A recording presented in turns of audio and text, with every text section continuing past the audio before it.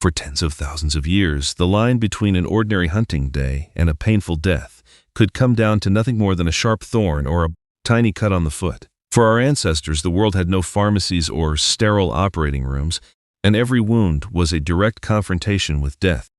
But if you think they simply left it all to fate, then what still remains inside ancient caves tells a completely different story, a story of resilience and instinctive wisdom, almost beyond belief.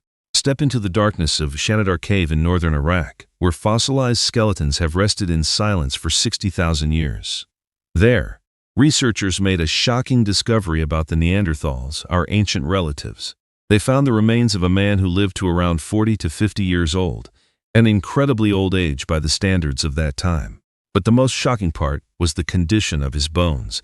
His right arm had been amputated, he was blind in one eye, and his body had been devastated by severe joint pain in his spine. By every brutal law of survival, this man should have died decades earlier once he could no longer hunt or gather food, and yet he survived. What kept him alive? It was the care of his tribe, people who took turns feeding him pieces of meat and protecting him beside the fire. This is the oldest evidence of humans caring for one another, proving that medicine did not begin in hospitals, but in the kindness of a community gathered around a glowing fire. Their weapons in the fight against disease did not come from chemical formulas, but from carefully observing every breath of the wild. Take a look at Otzi, the man frozen beneath the snow of the Alps for 5,300 years. When he was discovered, Otzi carried a primitive yet surprisingly calculated medical kit. 2 pieces of birch fungus carefully tied together with leather cords. Ancient humans did not need modern medical definitions. They simply knew that when parasites destroyed the intestines, which Otzi was actually suffering from, this fungus could help ease the pain. This knowledge was also found in the dental plaque of Neanderthals at El Sidrón, Spain. They chewed plants like yarrow and groundsel, which had almost no nutritional value but carried powerful healing properties. They consumed them for one simple reason: they worked, a form of wisdom shaped by thousands of deaths from those who came before, leaving lessons behind for the next generation. And when herbal remedies were no longer enough, they dared to perform acts that would still make us shudder today. Across multiple continents, archaeologists have discovered ancient skulls with perfectly round holes intentionally drilled into them using sharp stone tools. To save hunters suffering from unbearable headaches or violent seizures, ancient healers performed a procedure known as trepanation, drilling into the skull to release the invisible pressure trapped inside.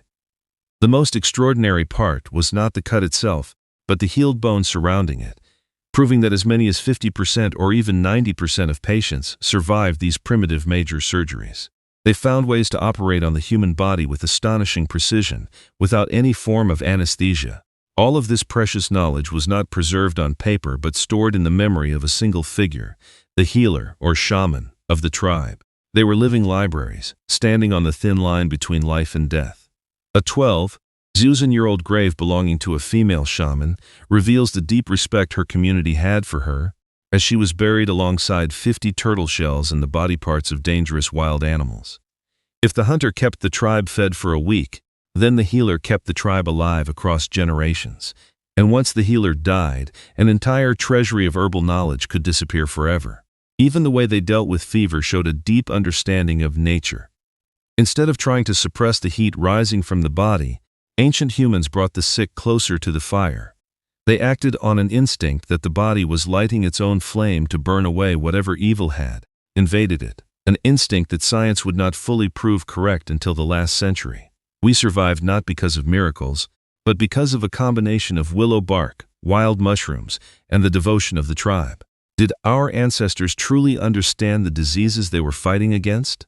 The answer may still lie hidden in the marks left on ancient bones and the traces of herbs preserved inside forgotten caves.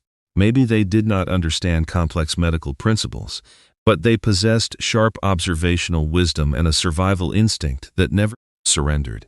Looking at the healed surgical marks on skulls thousands of years old, we can feel a profound understanding of life and death. Ancient humans fought disease with the most primitive form of medicine, memory and human compassion. We did not invent medicine. We inherited it from the people who once crouched inside caves, chewing on pieces of bark and believing they would survive the night.